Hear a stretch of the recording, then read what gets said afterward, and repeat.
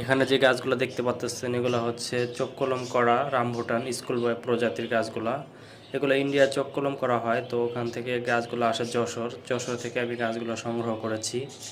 তো এই রামবুটানের গাছগুলো যাদের প্রয়োজন নিতে পারবেন। প্রতিটা গাছই কলমের, ফল হইতে 2 বছর সময় লাগবে।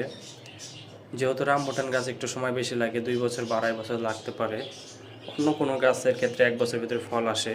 তো এইগুলো প্রিমিয়াম কোয়ালিটির গাছ। আর এই পাশে যেগুলো দেখতে পাচ্ছেন এগুলো হচ্ছে বীজের চারায় সময় লাগে যায় 10 থেকে 12 বছর ফল আসতে।